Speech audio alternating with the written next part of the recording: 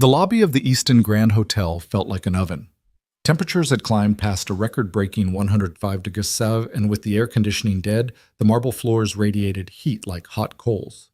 Guests in designer suits and silk saris wiped sweat from their brows in frantic circles, their voices rising in a multilingual roar of complaints. At the center of it all, the ornate fountain sputtered out a weak trickle of water before going silent. Then, with a sudden clank from the service corridor, Jack Harper appeared, wrench in one hand, toolbox slung over his shoulder, coveralls streaked with oil and grime. He glanced at the ductwork above and didn't hesitate. Climbing the ladder with practiced ease, Jack swung open the main intake panel. Sparks flew and a hiss of escaping steam mingled with the murmurs of astonished onlookers. He plunged his hands into the tangle of wires and levers, his face set in calm determination. Moments later, he flipped a switch and leaned back as a rush of cool air swept down washing relief over the stifled crowd. Did that give you chills? If you believe that heroes can emerge from the most unexpected places, drop a comment below and hit subscribe because this 12-part journey is just getting started and you won't want to miss a moment. Jack Harper climbed down from the ladder toolbox in hand and instinctively wiped his brow with the back of his glove. The swirl of cool air in the lobby felt almost surreal after the suffocating heat. Guests blinked in gratitude, some even applauding, though most simply fanned themselves in stunned relief. Jack offered a small nod and began securing the panel cover, all the while keeping an ear open for Mrs. Liu's soft Mandarin apology and Herr Wagner's halting English. "Thank you very much, sir." He had been on the night shift for nearly 3 years, quietly keeping the Easton Grand's bones in working order. Changing light bulbs, unclogging drains, tightening loose railings. But tonight's emergency had pushed him into the spotlight, and he noticed the way guests craned their necks, the way the fountain's few remaining onlookers whispered, "That's him, the maintenance guy." Jack tried not to smile. He wasn't here for the praise. He was here because a single job had to be done, and he was the one who could do it. He set his wrench inside his toolbox, then looked toward the front desk where a flustered young clerk was fielding more questions than her tablet could handle. Without a word, Jack walked over. He laid a comforting hand on the clerk's shoulder, offered a gentle smile, and pointed her toward a corner where 2 fans had inexplicably come to life once the thermostat kicked back on. She exhaled thanks, and Jack gave her a reassuring nod before turning to leave. But he didn't get far. From the edge of the lobby, a tall, composed woman in a sharply tailored suit watched him. Emma Sterling, CEO of the Easton Grand's parent company, had descended from her private balcony to witness the spectacle firsthand. She had never once stepped onto the floor during a maintenance crisis. Yet something about the man in grease-stained coveralls and his unfazed expertise drew her attention. Jack felt her gaze, but didn't look up. He retrieved a small rag from his back pocket and polished the edge of a service stairwell door. He hummed a soft tune under his breath, oblivious to the crowd's shifting mood. Moments earlier, he'd overheard a British guest say, "I thought this place never faltered." Now, with the temperature settling back into a reasonable range, that very guest was quietly receiving a fresh cup of iced tea from room service, tipped generously for Jack's efforts, though he'd never know. The sweltering evening had been building to a breaking point all day. By sunset, the lobby's soaring glass windows had captured every last ray of heat, trapping it inside like a greenhouse. Staff members had trudged through the corridors in dread, anticipating the inevitable system failure. Jack, meanwhile, had been in the bowels of the building, checking gauge readings and cleaning filters, routine work until the emergency alarm blared. He'd sprinted through back hallways, guided by the blinking red light on his handheld scanner. Less than 5 minutes later, he emerged into the open with the wrench and the resolve that turned a meltdown into a moment of quiet triumph. Now, as he hefted his toolbox and prepared to return to the underbelly of pipes and cables, the applause swelled one final time. Jack paused, looked up, and spotted Emma Sterling. She met his eyes, surprised to see him finally acknowledge her. He gave a small, respectful wave. She inclined her head in invitation in that silent gesture. Almost reluctant to leave his domain, Jack tucked his wrench into its slot, hoisted the box, and headed toward the desk where he'd been summoned.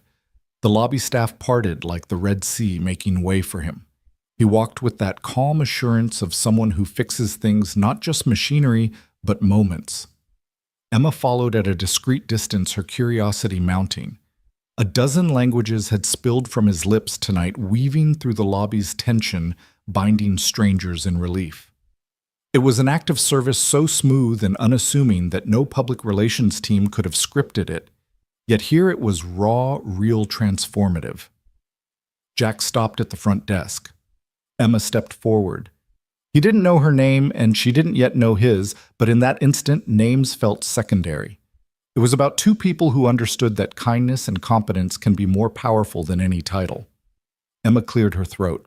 Jack looked up ready to reattach his name badge before disappearing back into the service corridors. But this time she spoke first. "I'm Emma Sterling," she said, her voice as cool and measured as the air he'd just restored. "Thank you, Jack Harper." He blinked, paused, then offered her a lopsided grin. "Just doing my job, ma'am." She smiled, a rare genuine curl at the corner of her mouth, and Jack realized his night shift might never be the same again. Jack wiped his hands on a rag and leaned into the scalding heat of the service corridor, steeling himself for the next burst of complaints that would surely ricochet off the marble pillars of the lobby. The main duct was now patched, the fans were spinning, and a rush of cold air draped the grand hall in a welcome coolness, but relief was still settling in. Behind him, the remains of the displaced steam hissed through the vents, a whisper of victory. He took a slow breath, then pushed through the swinging kitchen doors back into the lobby. The scene had shifted, no longer a chaotic melee, but a cluster of anxious travelers, their faces still flushed, their arms gesturing in rapid-fire pantomime. Jack recognized a frown in every language. A German grandmother in a floral dress wailed in fractured English about her missing reservation voucher. A Japanese businessman held up a smartphone, his katakana-laced English plea for directions meeting only blank stares from the flustered front desk staff. A Brazilian couple argued about extra room charges in Spanish, so thick it rolled like thunder. Jack set aside his toolbox and approached the German woman first. She was perched on the arm of a love seat, her hands fluttering like trapped butterflies. "I'm so sorry for the inconvenience," he said in perfect Hochdeutsch. Her eyes widened, jaw-dropping for a fleeting moment before relief washed in. "Es tut mir wirklich leid, gnädige Frau," he added, touching the edge of her scarf in a respectful bow. The word "scusi" might have worked, but his chosen tongue soothed her faster than any gesture. She exhaled, blinked back tears, and even managed a small, grateful nod before slipping her voucher from her purse to hand it over without ceremony. Next, a Japanese executive in a crisp navy suit was pressing his forehead against the concierge desk, crumpling a stack of foreign currency. Jack crouched to his level, slipping effortlessly into Japanese "Dabien shiri itashima." "Shita suguni, kaijetsu shimasu." The businessman's expression went from simmering annoyance to cautious curiosity. "Thank you," he murmured, and leaned back as if the simple sound of his own language had anchored him. Words spread like wildfire. Jack had become less of a faceless technician and more of a traveling linguist, his gravelly voice shifting accents with the ease of flipping a switch. An elegant woman in an ivory sari relaxed her posture when he greeted her in Hindi. "Mujhe khed hai, main aapki madad karta hu." A frazzled father from Turkey coaxed his wailing toddler into a quiet giggle with a playful "Annem de geldi yakında, tamam mı?" A Spanish tourist found himself nodding along as Jack explained in Castilian that backup generators were en route and that cold towels would soon be distributed. Between translations, Jack returned briefly to his toolbox to tighten a loose panel, but he never lost sight of the guests. Each time he unscrewed a bolt, he offered a soft apology in Portuguese, Chinese, Arabic. His coveralls smeared with grease became secondary to the warmth in his eyes, the steady cadence of reassurance pouring from his lips. No official interpreter could have matched his blend of technical confidence and genuine empathy. It was a kind of mercy most people expected only from frontline managers armed with policy manuals and complaint forms. Yet Jack dispensed it in wrenches and words. He was the eye of the storm, anchoring a crowd that had felt helpless, melting their anger with a dose of human kindness. And he did it without a flicker of ego. At one point, the Brazilian couple approached their tempers, tamed enough to clutch each other's hands. The wife summoned enough English to ask about a room upgrade, but Jack's Portuguese reply shifted the conversation instantly. He leaned in, dropped his voice to a conspiratorial whisper. "No cost. My treat." Their laughter was soft relieved, and he disappeared back into the corridor before anyone could applaud. Up above, on the mezzanine behind tinted glass, Emma Sterling watched him. She'd meant to review sales projections tonight, but had found herself drawn to the lobby by the spike in guest feedback alerts on her tablet. Row after row of well-handled impressive. "Thank you, maintenance guy." She scrolled through the languages he'd used: English, German, Japanese, Hindi, Portuguese, Arabic, Spanish, and realized that tonight he had done more for her brand than any marketing campaign could. Down in the center of it all, Jack finally sheathed his wrench. He straightened, flexing his tired shoulders, and took in the transformed tableau staff passing out cold water with newfound composure. Guests chatting in small groups about the hero of the lobby, the fountain glistening once more as attendants refilled its basin. The emergency had been neutralized, but more importantly, a sense of community had emerged from the chaos. Jack met the eyes of the young receptionist who'd nearly broken under pressure earlier. He offered her a gentle smile and a nod of encouragement. She returned it more confident now, ready to face any linguistic or administrative hurdle with renewed bravery. A few feet away, a portly British gentleman approached. Handshake extended.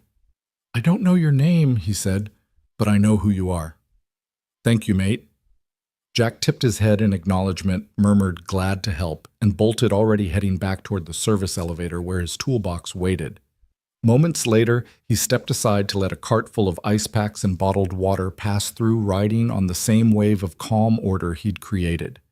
The lobby had regained its usual hush, the previous storm reduced to a distant echo. Emma descended from her perch on the mezzanine. By the time she reached the main desk, Jack had vanished. She found a folded paper bicycle, one of the hotel's origami favors, tucked into the wrench holster on his toolbox. On its triangular wings in neat block letters, someone had written, "Language opens doors. Kindness keeps them open." She folded the note and slipped it into her pocket, understanding for the first time that running a luxury hotel wasn't just about opulent fixtures or flawless service charts. It was about the people who moved through those spaces, and the ones who saw them not as reservations or revenue sources, but as human beings in need of relief, respect, and recognition. As Emma returned to her office to craft a memo that would ripple through every department announcing a new guest empathy initiative, she carried Jack's example with her. It was a reminder that sometimes the smallest act of multilingual mercy carries the greatest weight. And though she didn't yet know where to find him, she would. Because the man who spoke 7 languages and spoke to the heart in everyone was exactly the kind of person she wanted on her team and perhaps in her life. Emma Sterling pressed her palm against the cool glass of the third-floor mezzanine balcony and watched the scene below unfold like an unexpected performance. The marble lobby of the Easton Grand, usually an exercise in silent precision, had erupted into a human kaleidoscope of relief, gratitude, and quiet pride. Emma had seen the after-action reports, the flood of guest commendations, the spike in positive feedback, the murmurs that Jack Harper, the night shift maintenance technician, was nothing short of miraculous. But numbers and emails didn't capture the full measure of what Emma was witnessing now. Below her, Jack was folding his grease-stained coveralls back into his toolbox, a simple motion, but one that felt ritualistic, as if he were sealing away more than just his tools. He straightened, brushed a lock of dark hair from his forehead, and gave a gentle nod to the front desk clerk, an unspoken acknowledgement that the crisis was over, and their world could spin normally again. Despite the late hour and the chaos he'd just tamed, there was no fatigue on his face, only a humble calm that radiated confidence.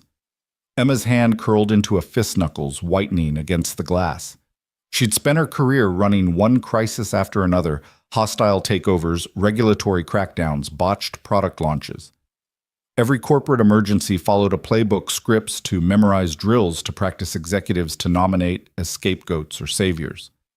But this wasn't any scenario she'd ever trained for. There was no manual for extinguishing anger in 7 languages without breaking a sweat. No PowerPoint deck that demonstrated how a single quiet act of empathy could dissolve the tension of 100 demanding voices. Her earpiece buzzed insistently, a reminder of the video conference she was due to chair in 2 minutes, and all hands on the supply chain disruption that threatened to delay the hotel's summer expansion. She tapped her temple panel and sent a quick text. Reschedule. Priorities have changed. It was uncharacteristic, even reckless, but something about Jack's effortless leadership had compelled her to pause everything else. Emma took a step back and leaned into her swivel chair. The balcony doors closed softly, cocooning her in the muted hum of the executive suite. She watched Jack from this vantage point as if she could distill his essence through observation alone. The way he interacted with the guests, hands never raised in frustration, voice never edged with apology or defensiveness, but always steady, unabashedly human, felt like a masterclass in emotional intelligence. She remembered the early days of her own career fresh out of Harvard, brimming with ambition. She'd clung to every leadership seminar, devoured every self-help bestseller, pored over case studies from every industry titan. Yet, despite her training, she'd learned the hard way that heart-fueled connection couldn't be engineered in a conference room or simulated in role-play exercises. You could teach managers how to deliver tough feedback, how to navigate office politics, even how to execute a flawless elevator pitch, but you couldn't teach them to see people, to truly meet them where they were. Emma's gaze shifted to the clients clustered near the fountain, now smiling, chatting in small clumps as newly minted acquaintances. The heatwave crisis that had threatened reputations and racked up negative press had become a story of solidarity. A testament to our people, the upcoming marketing campaign would say. But beneath that tagline lived Jack's quiet courage, and Emma felt a swell of gratitude she rarely allowed herself to feel. She swiveled her chair and stared at the wall-mounted screen that usually streamed financial dashboards.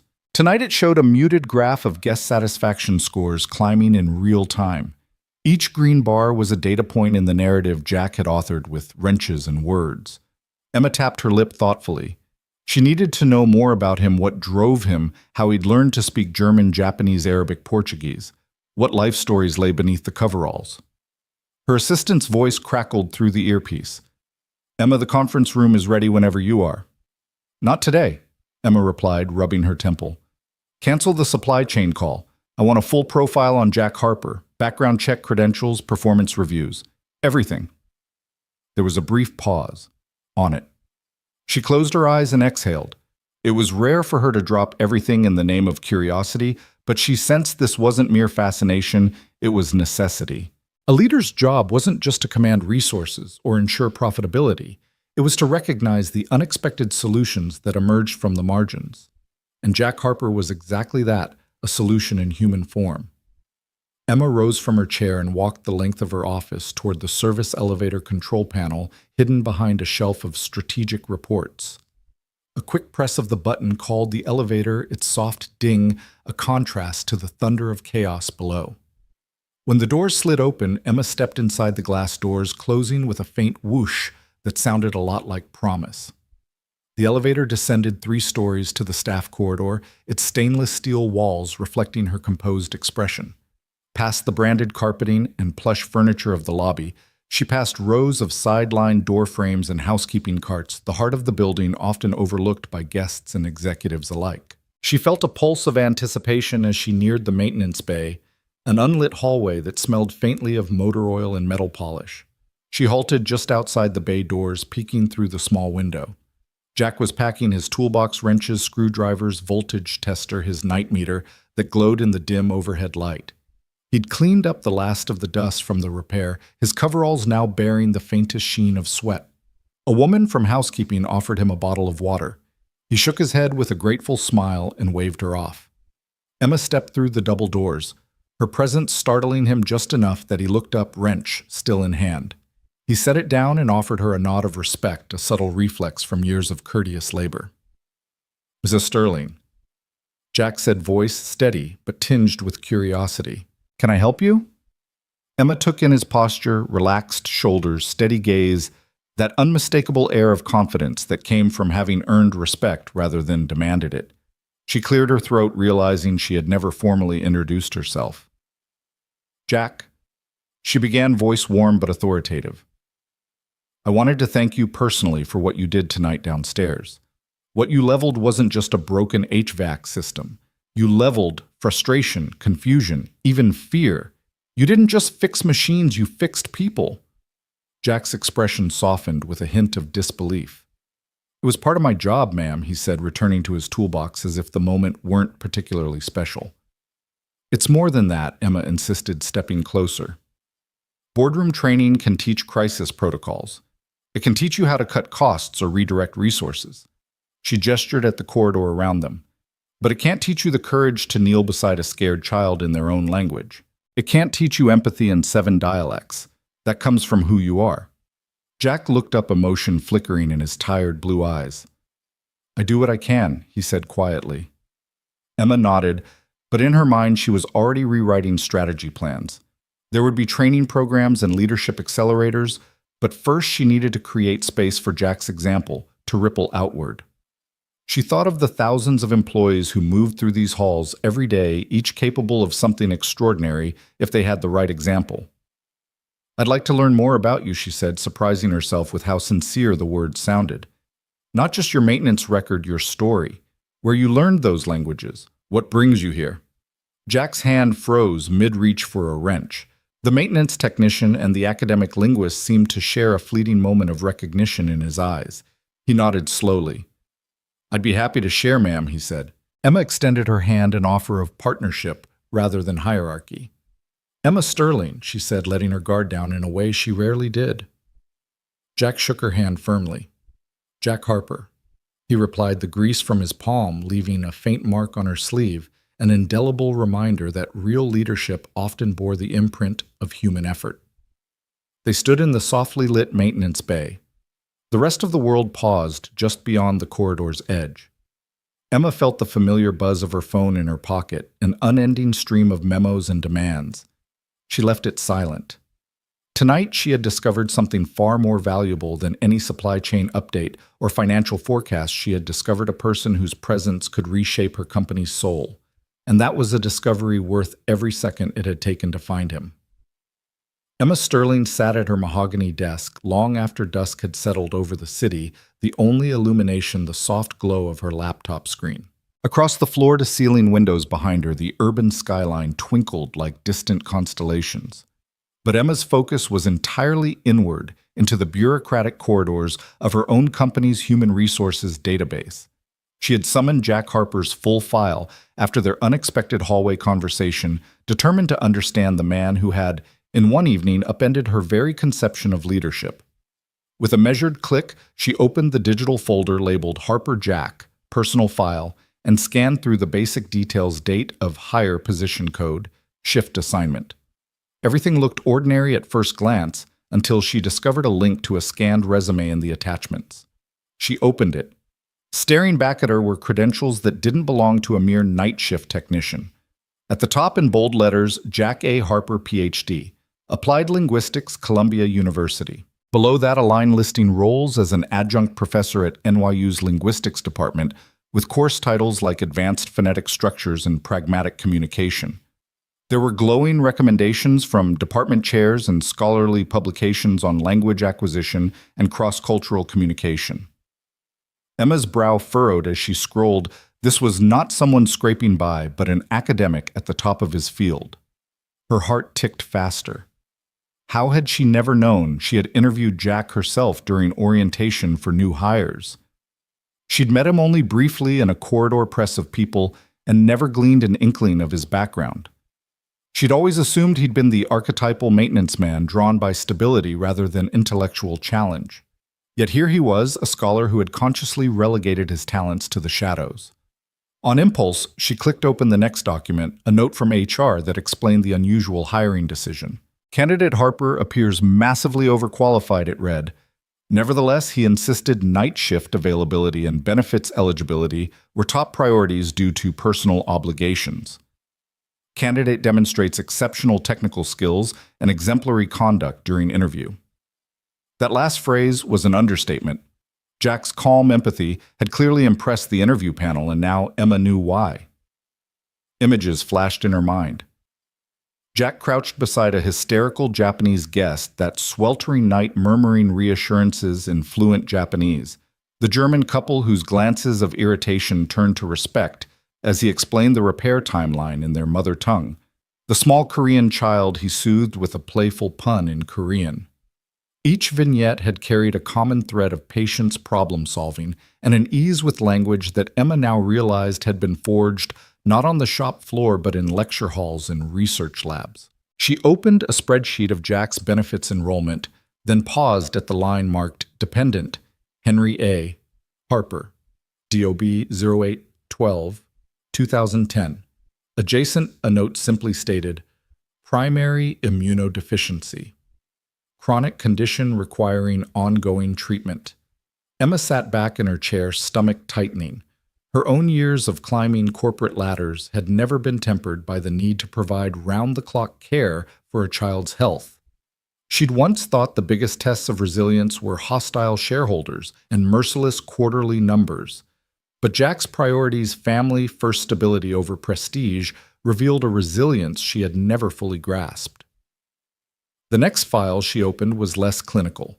A personal statement Jack had submitted to HR during hiring, a brief essay on why he'd chosen this role. The typed words glowed on her screen. I have a son, Henry, whose condition means my schedule must always be predictable. Academia demands time I cannot give, and while I love teaching and research, my son's health takes precedence.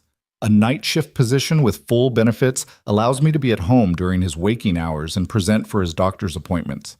I do this work with pride and humility, knowing that reliability and responsibility serve my family better than fame. Emma exhaled, her chest heavy with admiration. Here was a man who had deliberately chosen a humble title in service of a higher calling, love. The contrast was staggering. She herself had sacrificed personal relationships for ambition more than once, and yet here Jack had sacrificed prestige for the sake of his child's well-being, and never once had she heard him complain. She minimized the resume and essay windows and opened Jack's performance reviews.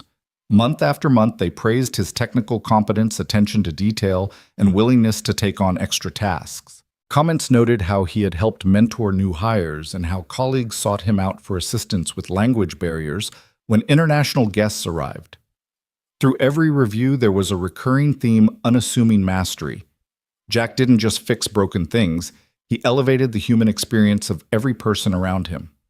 Emma felt a swell of guilt. In all her years as CEO, how many times had she ignored the people in the quiet corners of her enterprise? How many managers had she promoted without ever knowing the stories behind the men and women who toiled behind the scenes? Jack's file convicted her of a blindness she had cultivated in pursuit of metrics and milestones. She leaned forward and tapped a key to dispatch an internal message to begin drafting a new role: Director of Guest Empathy and Cultural Engagement, draft job description. A small smile tugged at her lips. If she could build a position around Jack's unique talents, the hotel might not only respond to emergencies, but proactively create a culture of genuine hospitality. Her thoughts drifted to Jack's modest demeanor when she'd first introduced herself in the maintenance bay. He had set down his wrench, nodded respectfully, and treated her as an equal rather than a superior. For a woman used to deference and carefully choreographed courtesy, his unvarnished kindness had been a revelation. Emma stood and walked to the floor-to-ceiling mirror that dominated one wall of her office. She studied her own reflection, the tailored suit, the composed expression, the faint worry lines at the corners of her eyes. What she saw now was a leader at a crossroads. She could revert to the old playbook: delegate, automate, optimize, or she could embrace a new paradigm: people first. And not just any people, but the ones who'd quietly chosen her company, not as a stepping stone, but as a place where their true talents, practical and poetic, could flourish. Her phone buzzed on silent, a reminder of the video conference she'd postponed. She silenced it permanently. Later, she would need to explain her absence to the board, but that could wait. Tonight, she had discovered the invaluable lesson that sometimes the most essential truths hidden within an organization were tucked away in the private pages of a night shift technician's file. Emma tapped open her calendar and created a meeting for tomorrow at 9. In the subject line, she typed, Jack Harper, New Strategy Discussion. She paused, fingers hovering over the keyboard. Then she added a second line, Subject, my highest priority. With that, she shut her laptop and stood the evening's revelation still humming in her mind. As she reached for her coat on the back of her chair, Emma felt a quiet resolve take root. She would honor Jack's sacrifice by ensuring his story, and those like it, became the guiding star of the Easton Grand. It was time to rewrite the narrative of leadership, starting with a man whose hidden credentials spoke volumes about what it meant to be truly qualified. And so with the city's lights shimmering like a promise beyond her window, Emma Sterling, CEO, strategist, guardian of her guests, prepared to step into a new era, led not by charts or rankings, but by the humble, heroic heart of Jack Harper. Jack Harper's evening had already stretched into the quiet hours when the service call came through. He was halfway through tightening a loose grill in the kitchen corridor when the pager on his belt buzzed insistently. Office thermostat, glitch corner office. He consulted his watch, 7:45 p.m. The lobby had emptied, dinner service was winding down, and most of the staff were on their way home. A solitary thermostat hiccup sounded hardly urgent, but Jack knew better than to judge by the call code alone. He set aside his toolbox and walked the hushed halls to the elevator, each step echoing against glossy tile. The golden light of the mezzanine lounge spilled through the paneled glass walls, and beyond the city's neon pulse throbbed against the night sky. In his mind, he flicked through the maintenance logs. Sometimes a low-temperature alert concealed a minor sensor misalignment. Sometimes it exposed a deeper wiring issue in the climate control network. Either way, Jack prepared himself for whatever lay behind that office door. The elevator doors slid open on the 32nd floor, and Jack stepped into the hushed corridor. Plush carpeting muffled his footsteps as he approached the glass-walled corner office he'd often glimpsed from below the sanctum of Emma Sterling, the Easton Grand's formidable CEO. He paused before knocking softly. The door swung open before he could rap. "Mr. Harper, sir." Emma's voice was calm, almost gentle, a tone he'd only heard once before back when she'd called him in to confirm the rooftop cooling system was fully operational. She stood by the sleek wall panel, arms crossed over her tailored blazer shoulders, relaxed in a way that belied her reputation for rigid precision. "Thank you for coming." He nodded respectfully and stepped inside, offering a quick glance around. The office was spacious yet minimal, dominated by a wide desk of dark mahogany, a wall of awards and framed architectural sketches of the hotel's expansion, and a single ergonomic chair pulled away as if in readiness for his arrival. Jack set his toolbox on the floor, pop-opened it, and retrieved his infrared thermometer and calibration screwdriver. "The sensor here," Emma said, indicating the small panel on the wall beside her window. "It's reporting temperatures 10 degrees below the rest of the suite." She didn't ask how to fix it. She knew he would sort it, but her curiosity was evident in the slight tilt of her head. Jack stepped forward and placed the thermometer probe against the panel. The device beeped low and steady. He frowned. "This sensor's reading cold air returning from the ducts, but the intake seems fine. I'll check the airflow channel next." He laid a hand on the panel's edge, turned a hidden latch, and eased it open. A soft hiss of cooler air greeted him, followed by a gentle whir from the miniature fan. Emma watched as he knelt, careful not to scuff the pristine carpeting with his grease-stained coveralls. He peered inside, repositioned a tiny damper, and gently rotated a dial until the airflow pattern aligned with factory specs. Then he closed the panel, wiped his hands on a cloth, and stepped back. She waited until he straightened. The room maintained a steady warmth now, the slight chill receding like an apologetic whisper. "Done?" she asked. Jack clicked the thermometer again, then verified the display. "All set. Should stabilize within minutes." Emma nodded and gestured to the chair. "I appreciate you coming up here. I know it's late."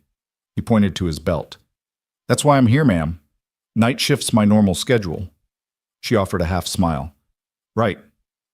Of course." He brushed a stray lock of hair from his forehead.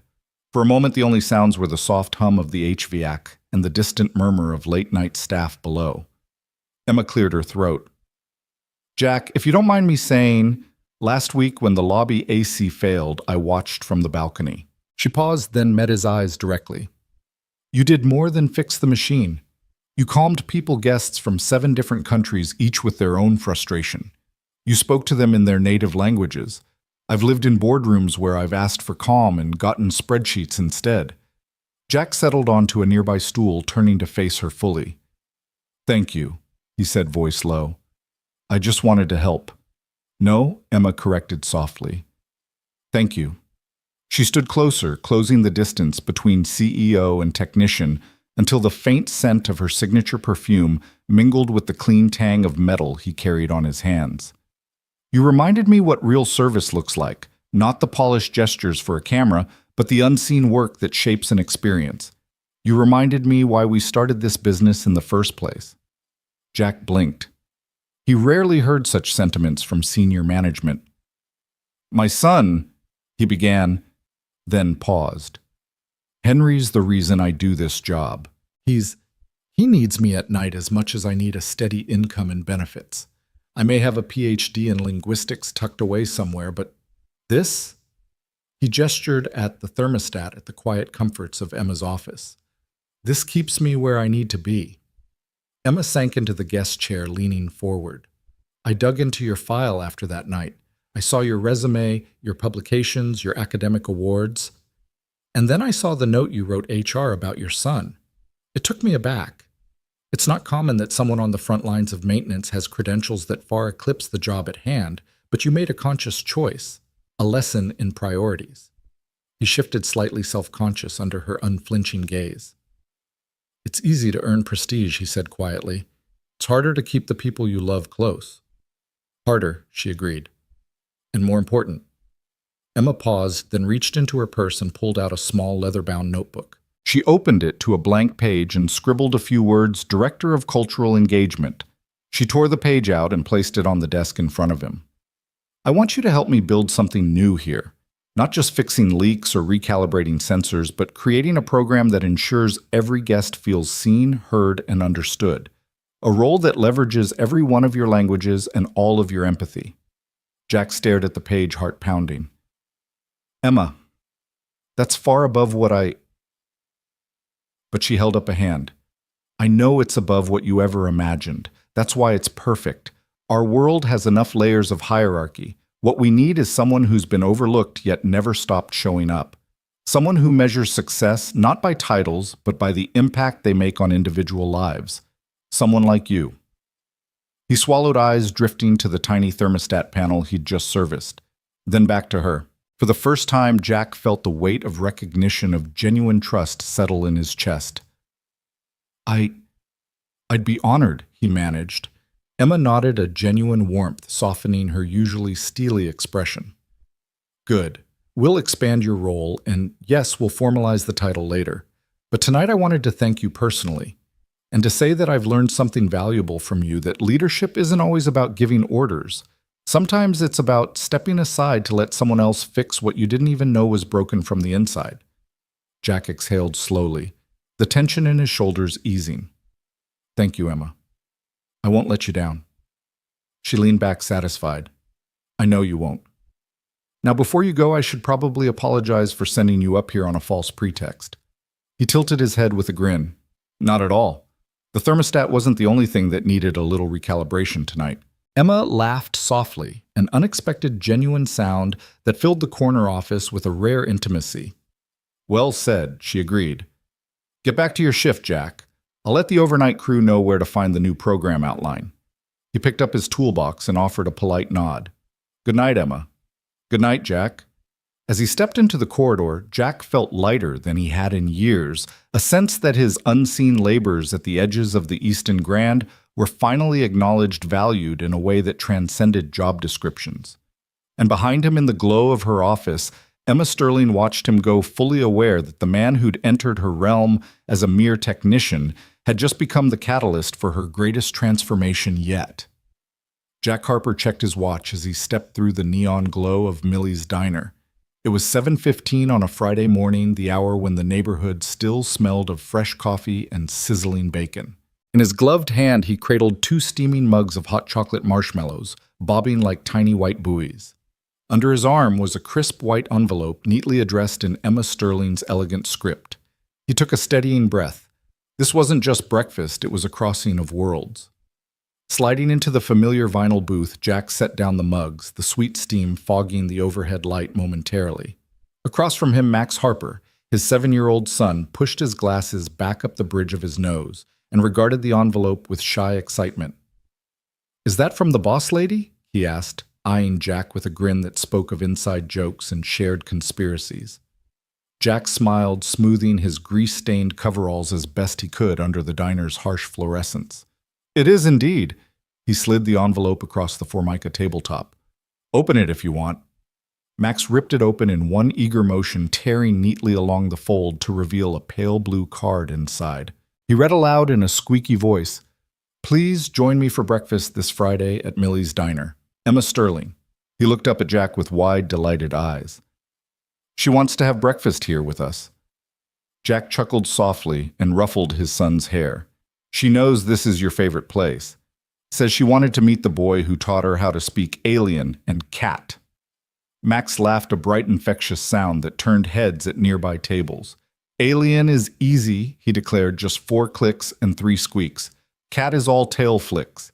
He traced an imaginary tail flick in the air, waggling his finger like a little paw. Jack and half the booth full of diners erupted in gentle laughter. Just then the door chimed. Emma Sterling stepped in a gentle snowfall of early morning light, catching the edges of her tailored navy coat. She paused, scanning the diner until her eyes settled on their booth. For a moment, Jack caught sight of the same quiet curiosity in her gaze that he'd glimpsed in her corner office. She smoothed her coat over the back of the seat and slipped into the booth beside Max, folding the envelope and tucking it into her bag. "Good morning," she said, voice warm against the din of bleach-scented air and clinking plates. "Morning," Jack replied, sliding one of the hot chocolates toward her. She accepted it, hands closing around the mug as if it were a small anchor in uncharted waters. Max beamed. "I made Boss Lady's favorite marshmallows on top. Daddy says it's important to make you feel at home." Emma's lips curved into a genuine smile that reached her eyes. "Thank you, Max. This is perfect." With a careful sip, she closed her eyes as though tasting reassurance itself. Jack reached for the syrup bottle and began pouring chocolate over Max's pancakes, the din of diner chatter fading into the background as a quiet bubble of intimacy enveloped their booth. Emma watched the exchange, her posture easing. She swapped pleasantries with Jack about the crisp morning air, but her real attention was on Max, the bright boy, whose laughter had once bridged her austerity and his father's unassuming hope. So Emma ventured after a moment, "I've been practicing my alien sounds, but my cat impressions need work." She leaned toward Max. "Do you think I could get a quick lesson?" Max beamed and hopped out of the booth, adopting a low crouch. He pressed a finger to his lips in mock seriousness. "You must be very quiet," he whispered, then emitted a soft series of gentle trills. Emma copied him, tongue-rolling in awkward but earnest mimicry. The result was somewhere between a squeaky toy and the distant purr of a contented kitten. Jack watched as Emma's eyes lit with unguarded delight. It was a side of her he'd glimpsed only in fragments, the woman beneath the corporate armor capable of laughter that wasn't polished for the press. When Max hopped back into the booth, Emma clapped softly. "Excellent work, teacher." She pressed a finger to her lips, offering a tiny bow of respect. Max's grin widened until his eyes nearly disappeared. Jack felt the weight of his own pride and relief. This breakfast was never just a formality. It was an invitation to something bigger, a genuine friendship, a blending of family and work, of oil-stained hands and silk-stitched collars. Emma cleared her throat and sipped her hot chocolate long enough for Jack to worry she might be about to revert to boardroom mode. Instead, she set the mug down and rested both hands on the table. "Jack, I wanted to thank you," she began in a tone that held no proclamation of authority, "for inviting me into your world, for teaching me what truly matters, kindness, connection, and laughter." Jack swallowed, eyes flicking to Max, who watched them with wide curiosity. "Thank you, Emma," he said softly, "for understanding." She nodded, then turned to Max. "And you, young man, are quite the ambassador, teaching a CEO how to speak cat-impressive work." Max beamed, then leaned forward conspiratorially. "If you really want to impress the cats, you have to also sniff the air like you smell treats coming. Here, like this." He demonstrated with a big theatrical sniff, scrunching up his nose. Emma followed suit, scrunching hers so hard that Jack had to stifle a laugh. Their shared laughter rose like a warm current through the booth. A nearby waitress paused in her tray, returning duties, smiling as she wiped her hands. "Looks like the world's smallest diplomat struck again," she murmured, and then went about her work. Emma's laughter faded into a tender smile. She reached into her bag and pulled out a small notepad and pen supplies Jack recognized from his own toolbox. She scribbled something and handed him the page. "Friday breakfasts are now official. Family table reserved. Emma. Jack tucked the note into his pocket, his heart warm. He looked at Max, who was already hopping to refill his mug with chocolate syrup. Looks like this diner just got a VIP corner, Jack said quietly. Max hopped back into the booth, pouring syrup with careful precision. Do you think they'll let us have pancakes every Friday? He asked. Emma exchanged a conspiratorial grin with Jack. I think they'll have to, she said. After all, business is built on relationships, and so far ours is off to a very sweet start. Jack reached across the table to steady Emma's chocolate before it could overflow. To new beginnings, he said, raising his mug. Emma met his gaze and clinked her mug against his. To friendship, family, and unplanned adventures. Max joined in with a clumsy cheers of his own, sending a marshmallow sailing and another round of laughter through Millie's diner. In that shabby booth, two worlds had truly come together, stitched by marshmallows, turned by wrench and warmth over pancakes and the promise of Fridays yet to come. Jack Harper had just finished replacing a faulty valve in the East Wing sprinkler system when he felt it a hollow look in the eyes of the front desk clerk as she passed his maintenance cart. It wasn't mere exhaustion, this was something like pity or, worse, resignation. He paused mid-step toolbox balanced on his hip and watched her vanish around the corner. Behind her retreating back, he caught sight of an HR administrator whispering to the lead engineer, both glancing furtively at the security camera monitors. Jack's chest tightened with a familiar, unwelcome tension. He shrugged it off and continued on to the boiler room where the morning's heat wave had pushed the ancient boiler valves to groan in protest. He adjusted a pressure gauge, listening to the hiss of steam settle back into a steady rhythm. That was when his pager buzzed a quick vibration in his pocket that had once meant a guest emergency, a broken pipe, or a power flicker. Now it simply displayed the message badge non-essential, reclassification pending. Jack's fingers froze on the wrench. He blinked at the pager's screen, heart hammering. Non-essential. He swallowed. He knew non-essential meant deletion. An invisible label that would strip him of access, notify security to bar him from critical systems, and ultimately sign him up for the cost-cutting AI rollout slated to replace overnight maintenance.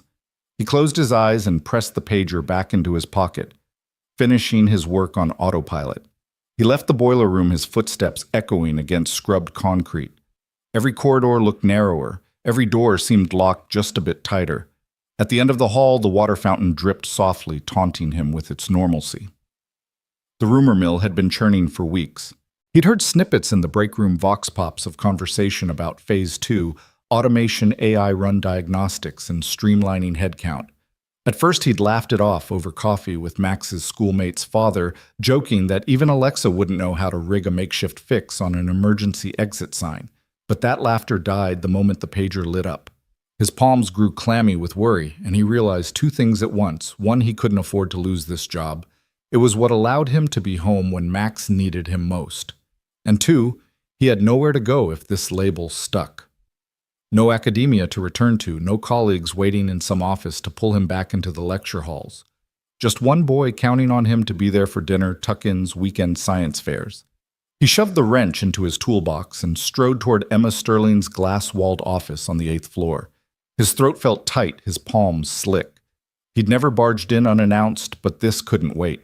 He tapped once on her door's frosted glass panel, 2 quick raps. Holding his breath, he watched the silhouette of her upright posture shift as she mentally shelved whatever crisis management call she'd been mid-sentence on. "Come in," she called, voice steady but laced with concern. Jack stepped into the polished sanctuary of her corner office. Emma Sterling was seated behind her oak desk, the morning sun cutting sharp patterns across the pale carpet. She offered him a small, polite smile. "Jack, what can I do for you?" He swallowed, looking down at his work boots, grease-stained and worn, the very symbol of what this job had meant. "Emma, I just got a notification. My badge is being reclassified as non-essential. They're talking about automating, well, pretty much everything I do at night." Her smile faltered, curiosity flashing across her eyes. "Show me," she said, standing. They walked together to the security console in the hallway outside her office. With a few taps, she pulled up his employee status. Sure enough, a red label blinked beneath his ID, non-essential. Below it, a smaller note, eligible for AI replacement phase 2. Emma frowned, tracing the screen with a finger. Non-essential. Huh? She murmured. She turned to him, blue-gray eyes sharp. They're going to replace you with AI. Do they know what you do? Jack shrugged helplessly. He felt exposed, like someone had opened his chest and labeled his beating heart optional. They think it's cost-efficient, he said. I heard the HR head mention it during last night's shift change. Said routine tasks were better left to algorithms. They never actually see the people behind the valves, the wires, the guest interactions. Emma tapped her temple as though nudging her own memory. They haven't seen you, not really. She spun back to her office, beckoning him inside. Her assistant hovered uncertainly in the doorway, a silent witness to whatever storm was brewing. Emma walked behind her desk and leaned forward. Jack, she said, eyes unwavering. I know exactly what you do, and it's more than routine. She glanced down at his coveralls, still bearing faint smudges from yesterday's air handling repairs. Your job is critical not just to the hotel's systems, but to our reputation. You're our frontline ambassador, fixing problems and soothing guests in 7 languages. Jack shook his head, voice tight. I'm just trying to keep the heat off Max. He swallowed again. If I lose this, I lose everything. Emma's jaw worked as she processed his confession. She'd known he was a single dad, putting everything on the line, but hearing it out loud, seeing the fear in his eyes that ignited something in her. She pivoted to her laptop and pulled up the department's cost analysis graphs and projections. She scrolled until she found the meeting minutes from last week's executive strategy session. Automate night maintenance, reduce labor costs by 15%. She scrolled more. Assess elimination of redundancies. AI forecasts. ROI charts, efficiency models. It all stared back in cold, sterile figures. But as she weighed the numbers, Emma found herself replaying every instance Jack had rescued the hotel's image, guiding stranded guests in Arabic after the power flicker, diagnosing the sprinkler sensor failure in record time, diffusing an irate guest complaint in fluent German, de-escalating the panic when a concierge misspelled Edelweiss. Those weren't redundant tasks. They were miracles disguised as maintenance. Emma slammed the laptop shut and steadied her breath.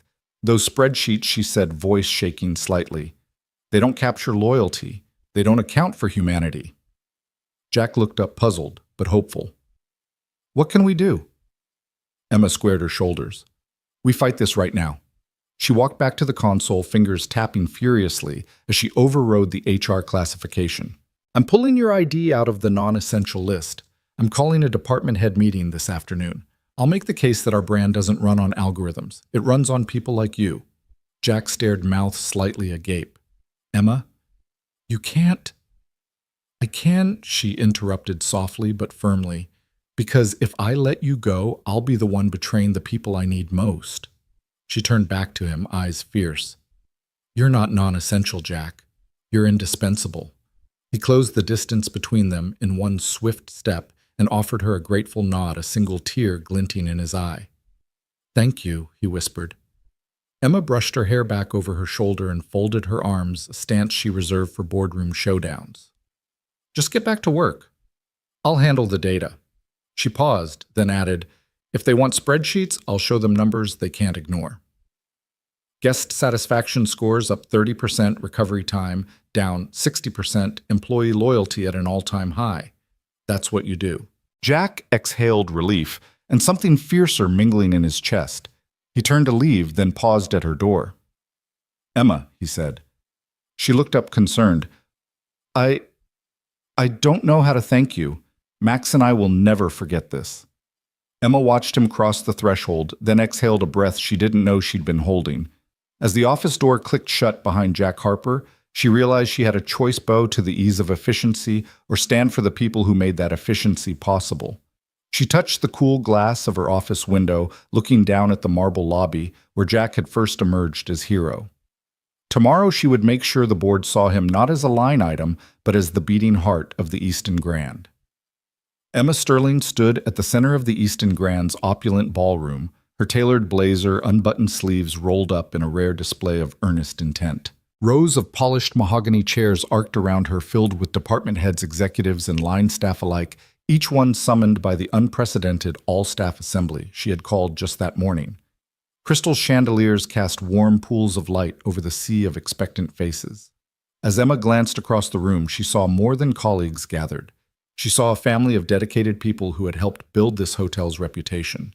Tonight, she would give them a story worth believing in.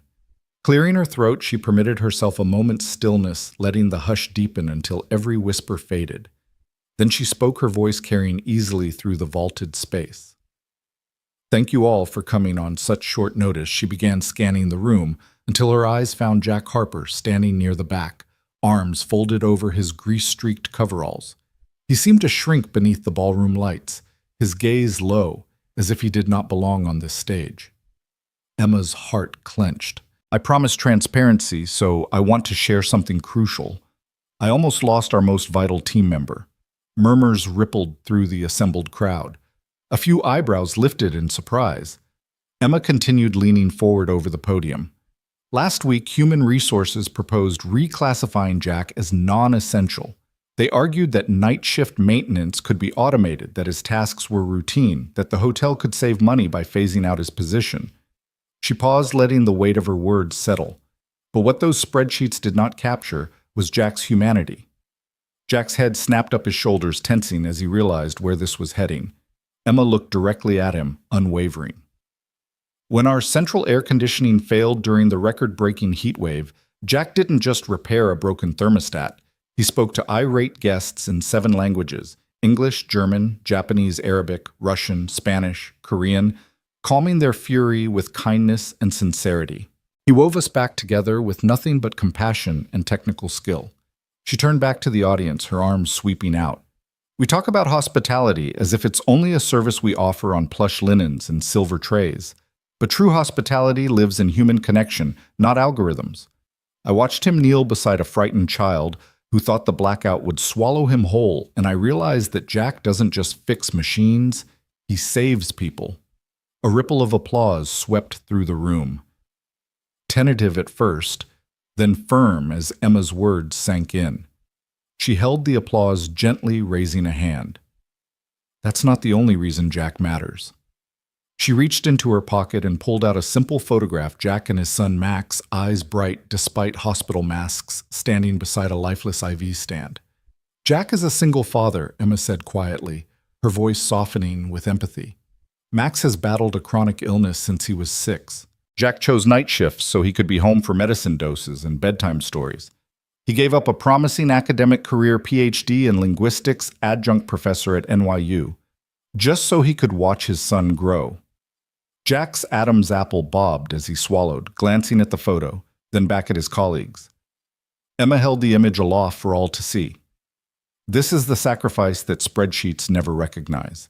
It's the courage that spreadsheets can never quantify. It's the quiet heroism we often overlook." Tears shimmered in more than a few eyes. Across the polished floor, the head of finance covered his mouth with his hand visibly shaken. Emma let the silence stretch long enough that every person felt the gravity of her message. Then she leaned forward, voice resolute. "If we let Jack slip through our fingers, we lose something far more precious than cost savings. We lose the heart of our hotel." She straightened and allowed the applause to rise into a crescendo that shook the crystal chandeliers overhead. Staff leapt to their feet in a spontaneous outpouring of gratitude. Clapping hands echoed against the marble walls. Jack stood frozen for a moment, eyes wide as the room honored him. Emma stepped down from the podium and crossed the floor in 2 long strides, taking Jack's hand in hers. The ballroom, once hushed, erupted again this time, with cheers, whistles, and a standing ovation. Jack's face glowed with disbelief. He squeezed Emma's hand and nodded, voice catching when he spoke. "Thank you," he said simply, but the depth of his gratitude spoke volumes. Emma smiled, meeting his gaze in the vast expanse of the ballroom. "We need more than machines," she replied. "We need people who believe in people." In the days that followed, Jack's badge was officially reprioritized as essential personnel, and the planned AI takeover of night maintenance was shelved indefinitely. Instead, Emma appointed him to lead a new guest empathy initiative, a program that would train all staff in cultural sensitivity, crisis, de-escalation, and multilingual communication tasks no algorithm could master. Jack, still wearing his grease-spattered coveralls, stood at the forefront of a movement to redefine hospitality. At the end of the assembly, staff lined up to shake Jack's hand, to thank him, to share stories of their own moments when his quiet heroism had touched their lives. The concierge whispered, "We wouldn't have made it through that blackout without you." The banquet manager admitted, "Your quick thinking saved our international gala." A bellman said, "You always take the time to ask after my family. That matters more than you know." Jack felt a swell of pride, not in himself, but in the community he had helped forge. Emma watched from the side, her heart full, knowing she had made the right choice. No spreadsheet could measure the value of trust restored, of dignity upheld, of a family kept whole. That night, as the ballroom emptied and the chandeliers dimmed, Jack and Emma walked side by side through the lobby. The grand fountains murmured behind them, and the late-night glow of city lights filtered through the glass doors. Jack paused, looking up at Emma. "I never expected any of this," he admitted softly. Emma met his gaze, her eyes warm. "Neither did I," she said. "But now I can't imagine this place without you." He laughed, a low, relieved sound. "And I can't imagine it without you." They shared a moment of quiet celebration amid the marble grandeur, two unlikely allies who had reminded an entire company that the truest measure of worth lies not in numbers, but in the courage to choose humanity over efficiency. And as dawn approached, the Easton Grand stood ready to welcome its guests once more, its heartbeat stronger than ever, powered by compassion, connection, and the unbreakable bond of one quiet hero and the CEO who finally saw him. Jack Harper's shift was supposed to end at 6:00 p.m., but he never made it to the time clock kiosk in the Easton Grand's hushed service corridor. Instead, he paused outside the glowing marble lobby, the evening's golden light slanting through the front doors, and for one long moment he let himself consider walking away. The applause of the all-staff assembly still echoed in his mind, mixing with the uneasy stir of resentment he'd sensed from a few of the higher-up managers. They'd clapped politely, but his heart knew the truth. Some believed he was nothing more than a charity case, a sentimental nod to goodwill, a liability in the name of compassion. And maybe they were right.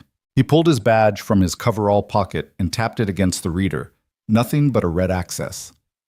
Denied flashed back. Frowning, he tapped again. Still denied.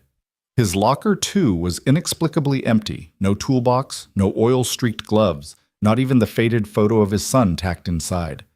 The corridor felt cavernous and hollow, without the familiar clink of his equipment.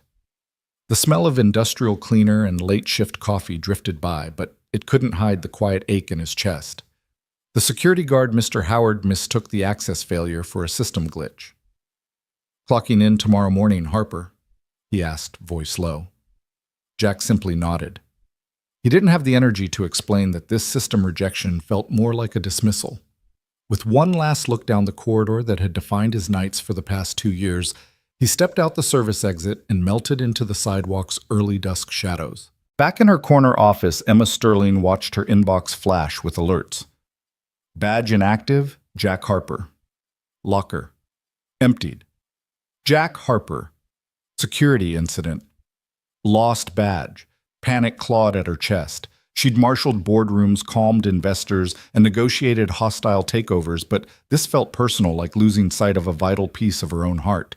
She grabbed her coat unbuttoned in haste and fled the silver-lined tranquility of the executive floor for the crumbling brick of Crescent Bay Elementary, where her calendar showed Jack's son Max should have been released at 3:00 p.m. Clouds had gathered overhead, and a soft drizzle slicked the school's playground, turning the rubberized surf to a faint sheen of moisture. Emma's sharp heels squeaked on the curb as she scanned the open gate. Children clustered in rainbow-colored raincoats. Parents juggled backpacks and umbrellas. None of them were Jack. The lump in her throat tightened until her breath came in shallow bursts. She couldn't believe she'd let things escalate this far. Then she saw him, Jack, crouched beside a metal slide, sorting through the contents of a soggy backpack. Max stood nearby, arms crossed, his small frame shivering in a thin hoodie. Emma approached slowly, as if the veneer of authority might snap if she walked too hastily. Jack glanced up, surprise flickering in his dark eyes, quickly replaced by a guarded calm. Mr. Harper, she began, voice unsteady. Jack nodded, eyes flicking to Max. He's fine, ma'am. Just needed dry socks. Emma swallowed past the lump in her throat. I'm so sorry. I tried your office, the service corridor, your badge was denied, your locker emptied. I thought something happened to you. Jack's jaw tightened.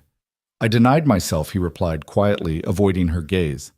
The breeze whispered through the empty swings, and Max tugged at Jack's sleeve. Dad, is everything okay? Jack knelt to Max's level, brushing a raindrop from his son's hair. Everything's fine, buddy. He forced a small smile that didn't reach his eyes. Turning back to Emma, he said, But I'm not fine. I can't be the symbol of charity. I might have saved the day once, but I won't stick around for the politics. Emma felt tears prick her eyes. Jack, please. He held up a hand. You saved Max, he said, voice raw, when I couldn't afford the trial. You did that. The rest, I'm not so sure. Emma closed her eyes and counted to 3, steadying herself. Then she reached out, gingerly resting a hand on his shoulder. Jack, look at me. He did reluctance, folding into the depths of his gaze. I made a mistake. I thought rescue was charity. I was wrong. I thought I could protect you from the fallout, but I ended up pushing you away. I'm sorry. For a heartbeat, Jack said nothing. The playground's laughter and shouts faded to a distant hum. Max stepped forward, his small hand sliding into Jack's. Emma dropped to one knee in front of them, unperturbed by her wetsuit. Max, she said softly, meeting the boy's curious eyes. You're the bravest kid I know. Will you let me do something brave too? Will you tell your dad that I want him back at work where he belongs? Max's eyes widened, then crinkled in a shy smile. He looked at Jack. Dad, Miss Sterling says you make things matter. Jack's chest tightened. He looked at Emma, searching her face for hints of guile, found only earnest regret and hope. He took a trembling breath. You're serious, he asked. Emma nodded. I've reclassified your position myself, facilities supervisor. I'll update the board and HR. No flags, no ambiguity. You and Max have earned every right to be here. Jack's gaze flicked down to Max, whose grin illuminated the dim evening. Then he looked back at Emma, vulnerability flickering in the depth of his eyes. I'd like to stay, he said, voice small but determined. For Max and for everyone here who needs a real person, not a program. Emma felt relief wash through her. She rose and offered her hand, but Jack instead pulled her into a hug so fierce that her shoulders bumped his coveralls. She returned the embrace, surprising them both with its warmth. Max clambered into Jack's other arm, stacking his embrace on top of theirs, and Emma patted Jack's back gently. When they finally pulled away, the 3 of them stood in a quiet triangle under the flickering playground light. The drizzle had eased to a gentle mist. Emma brushed her hair from her face. Welcome back, she said, her smile reflecting in Jack's weary but grateful eyes.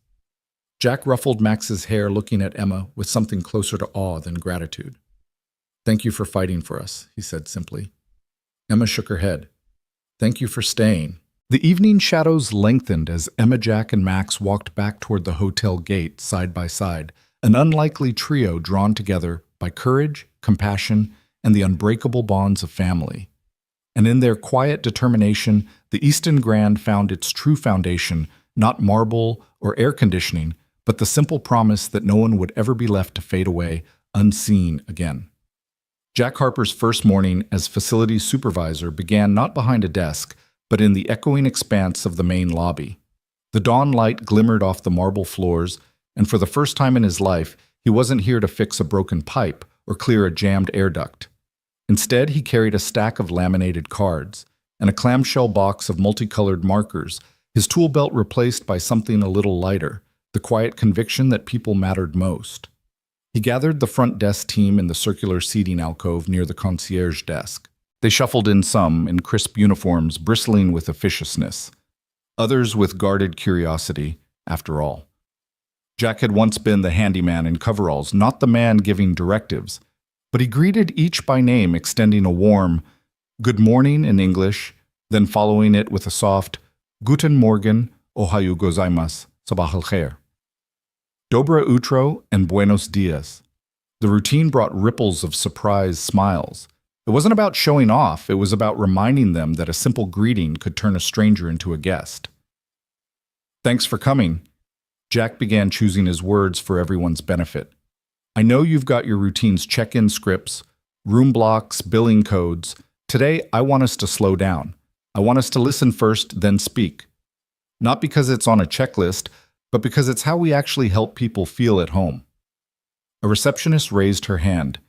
Jack, do we really need 7 languages? I barely passed high school Spanish. Jack leaned forward, elbows on his knees. I don't expect everyone to speak 7 languages fluently. What I do hope is that you learn one phrase in a guest's mother tongue, how can I help you? And deliver it with sincerity. Then ask follow-up questions in English.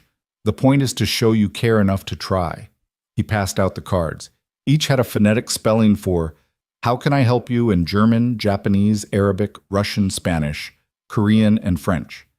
Beneath the phrase, he'd scrawled a single reminder. Look into their eyes. Pause. Breathe. As the group practiced German Wie kann ich Ihnen helfen? Jack walked among them gently correcting pronunciations, offering a nod to one trainee who'd nailed the rolling R&A thumbs up to another whose pitch rose at just the right moment. Laughter broke out when someone mangled the Japanese phrase into something closer to pizza on the house, but Jack's easy grin turned it back into a teaching moment rather than a humiliation. By mid-morning, Jackie had moved the session upstairs to the training room, where a dozen bellmen, porters, and junior engineers joined the front desk team.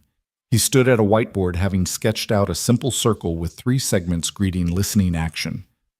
Guests don't just come here for air conditioning or room service. They come here for the feeling of being seen, being heard, being safe. Our job is to fill those segments, start by greeting them in their language, listen without interrupting, then take action. It could be as small as offering a chilled water bottle or as big as escorting them to a quieter lounge area. He told a story earlier that week. A frail, elderly woman from Brazil had crumpled a check-in form in frustration. He approached her, spoke "Como posso ajudar, señora?" and simply sat beside her as she wept, offering a cool towel and a gentle silence. Afterwards, she hugged him, whispering gratitude.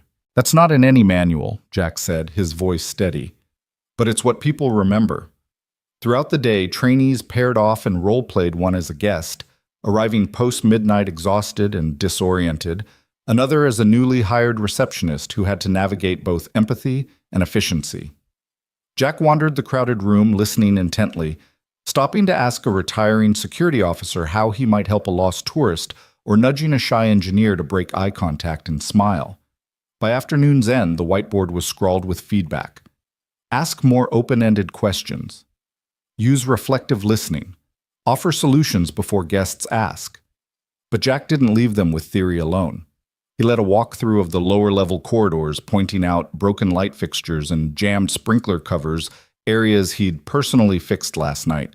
He showed how to check the backup generators in the boiler room, how to access the service stairwell without disturbing housekeeping, and how to calibrate a simple wall-mounted thermostat.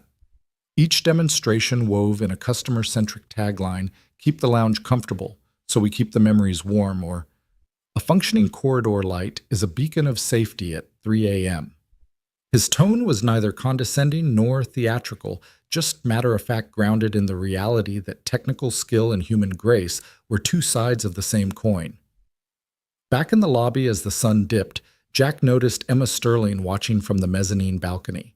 She gave him a slow nod, the smallest crack in her usual reserve.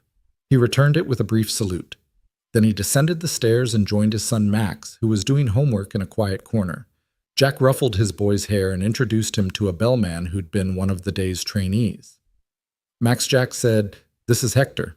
Today, Hector helped me teach everyone how to say, 'Welcome home.'" Hector's face lit up, proud to have learned not just a phrase, but an attitude. At the end of the shift, Jack gathered his team one last time under the grand staircase. Tomorrow, he said, we're rolling this out with every staff member, housekeeping, kitchen crew, even the valet. Because hospitality isn't just front desk deep. You'll get a schedule by email, and I'll be around if you need help practicing. But tonight, take your cards home. Practice with anyone you meet, taxi drivers, baristas, your neighbors. Keep the habit alive. We're not just fixing leaks here. We're building bridges. As the employees murmured their farewells, Jack stepped outside into the cool evening air. The Easton Grand's facade glowed in the streetlights. Max tugged his hand. "Dad, can we come back tomorrow?" Jack smiled, heart full. "We sure can, buddy." Behind them, staff members filed out lifetimes of training manuals replaced by something more elemental. The simple power of showing up, speaking someone's language, and listening like it mattered.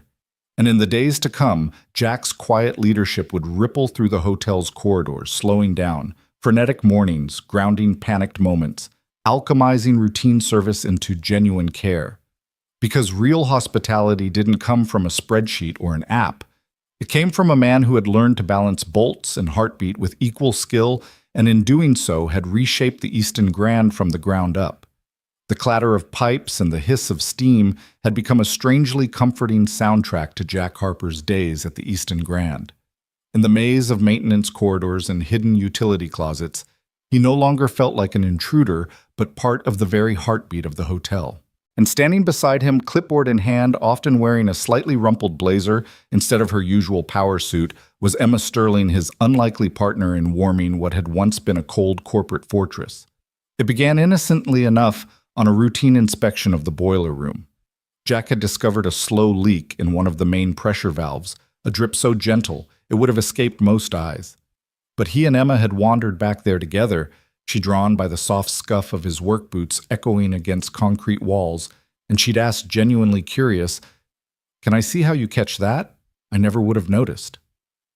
So he crouched beside the valve hand, steady, even in the low light, explaining the telltale signs of corrosion, the faint mineral ring, the microscopic crack along the seam.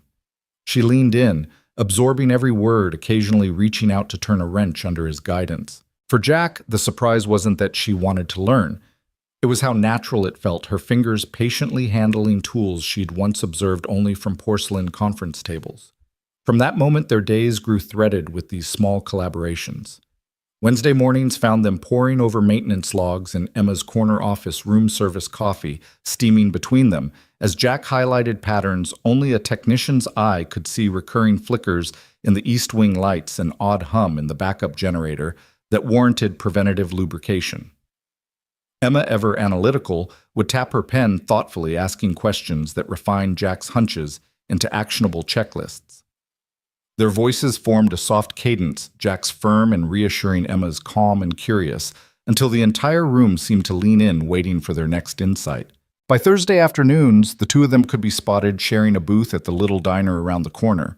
The one-terrace diners called Mom's Place, because the waitress still remembered everyone's order after a single visit.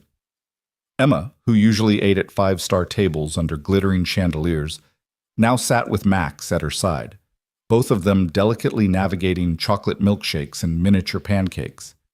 Jack watched as Emma knelt on the booth's vinyl seat, her tailored skirt tucked just so, coaxing shy smiles from his son with impromptu shadow puppets. Max, normally guarded with newcomers, giggled as Emma spoke good morning to him in broken Korean, one of the 7 phrases Jack had taught her. In those moments, titles faded.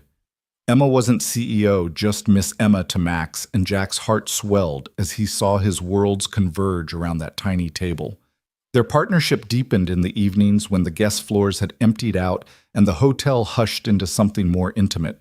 Jack would tap on Emma's office door, his coveralls smeared with grease, while she set aside her final spreadsheet for the day.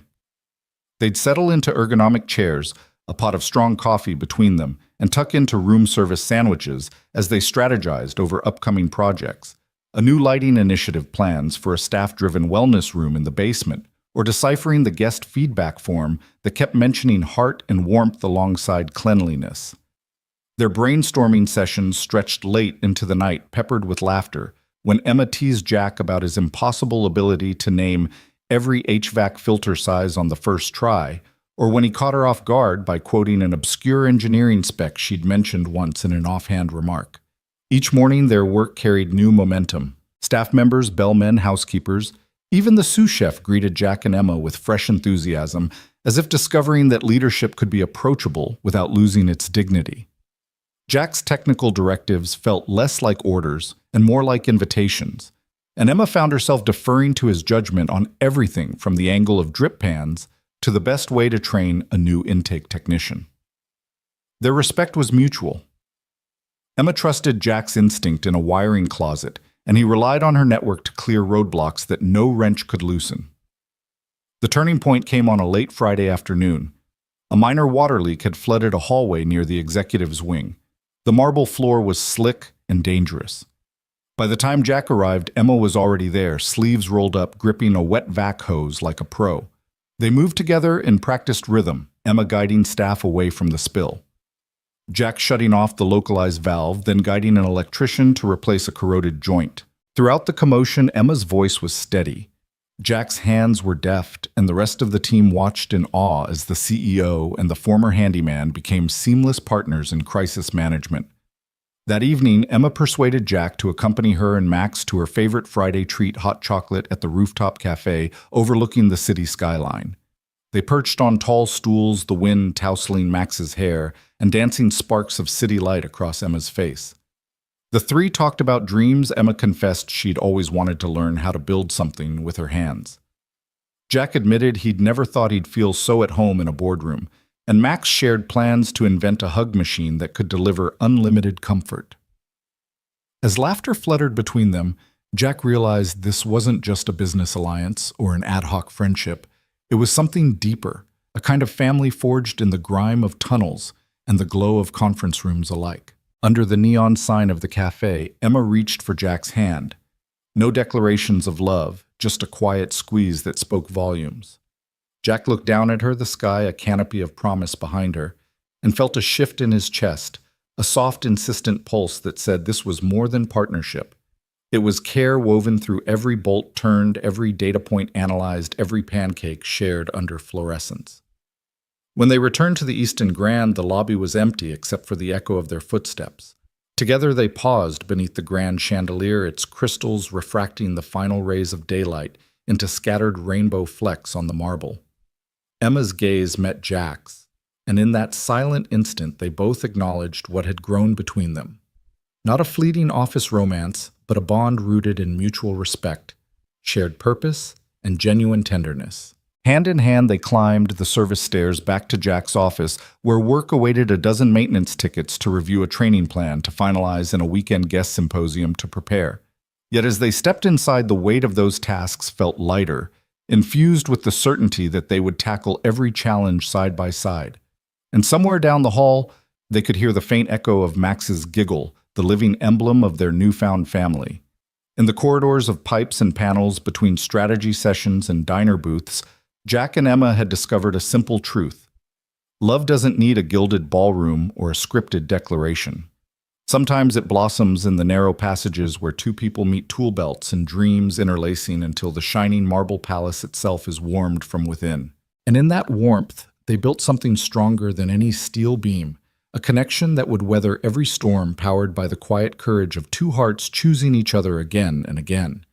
The old maintenance bay at the Easton Grand had once been a place of low hums and dim fluorescent lights, where tools clinked against metal and the soft shuffle of boots carried the day's last rhythms. Now 1 year later it gleamed with fresh paint, warm wood accents and sunlight pouring through newly installed skylights. Where oil drums and spare parts once sat there were display stations showcasing guest empathy exercises, mock front desk setups, translation booths, and problem simulation corners where participants learned to listen first, solve second. Jack Harper stood at the edge of the main workshop floor, dressed in a crisp button-down bearing the new Empathy Center logo. In his hand, he held a rolled blueprint of the center's next expansion. At his side was Emma Sterling, no longer simply the formidable CEO who'd summoned him to her office, but now a partner in this initiative, her sleeves casually rolled up as they had been so many times before. Max, now 10 and taller by inches, sat cross-legged on a low wooden bench, fiddling with a simple wooden puzzle that he'd crafted himself during the center's opening day kids' workshop.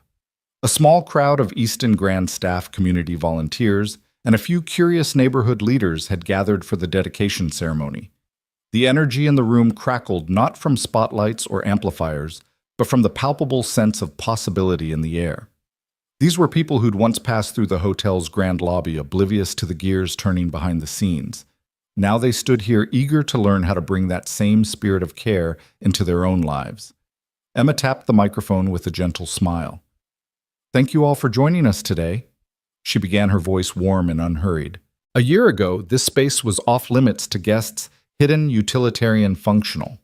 We chose this bay as the heart of our new empathy center because it reminds us that true hospitality starts behind the scenes, with the people who never appear on any guest's itinerary. She paused, sweeping her gaze over the workshop stations. Today we open these doors to the community, to teach, to learn, and to grow together. Jack stepped forward, the blueprint now unrolled and held carefully in both hands. When Emma and I stood here last year, we had an idea: what if the same training that made our hotel stand out could make our neighborhood stronger? What if we could equip anyone from seasoned staff to eager volunteers with the skills to truly see one another? He gestured at a station where a group of trainees practiced responding to simulated guest complaints in Spanish and Mandarin. This center is built on the principle we first tested in our own hallways. Start where it's broken, stay until it's better. Max hopped off the bench, excitement lighting his face. He had been enlisted as the official junior ambassador for the center, and today he was about to share his own workshop project, a cribbage board turned puzzle teaching kids how to ask for help politely in 3 languages. "Hi, everyone." He called, voice small but steady. He held up his creation. "I made this so kids my age can learn how asking for help can be fun. My dad taught me that listening is the first step." A ripple of appreciative smiles and nods spread through the audience. Emma and Jack exchanged a proud glance before turning back to the gathered crowd. "We wanted Max to know that his dad's work wasn't just about wrenches and wires," Emma said. "It was about connection.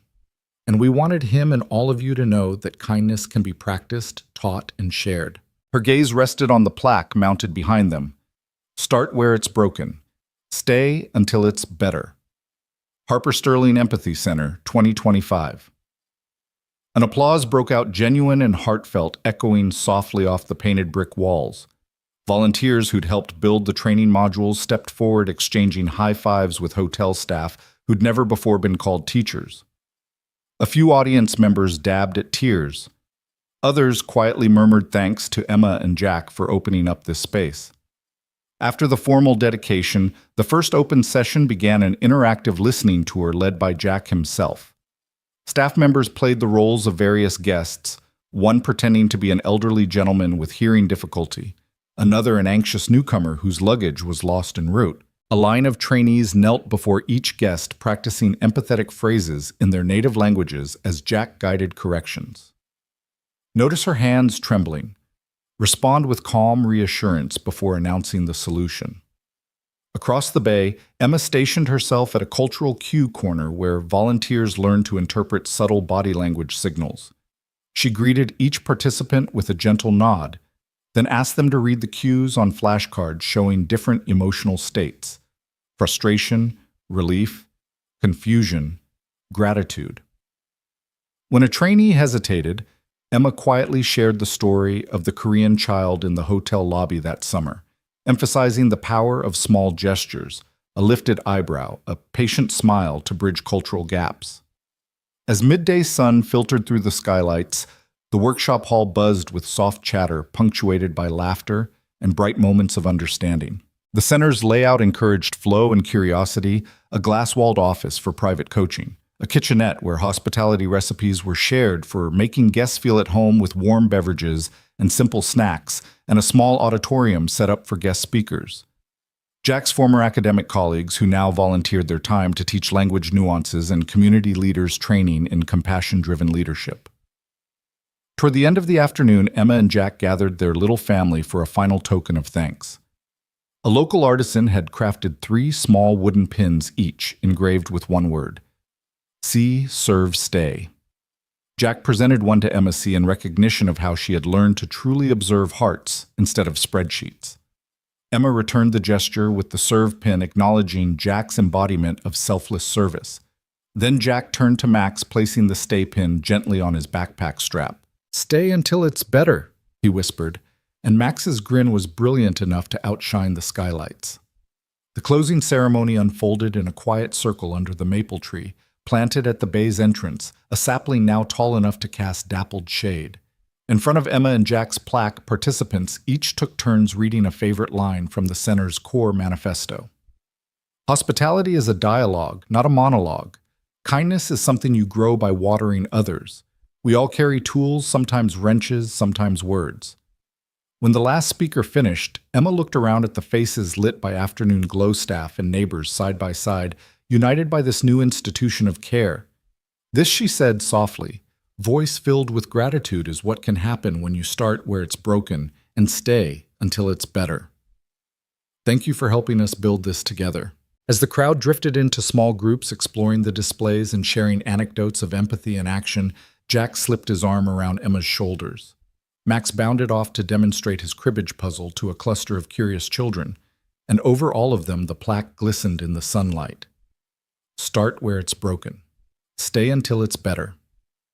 Harper Sterling Empathy Center, 2025. They had started with an overheated lobby and a dozen disgruntled guests. They had stayed through personal sacrifices, boardroom battles, and self-doubt. And now they had built something far more enduring than any hotel program, a shared home of compassion, a testament to the quiet courage of one single dad who spoke 7 languages of kindness and the CEO who learned to listen. In that transformed bay, the Easton Grand's future shone as brightly as the skylights above, grounded in the simple transformative power of being truly seen.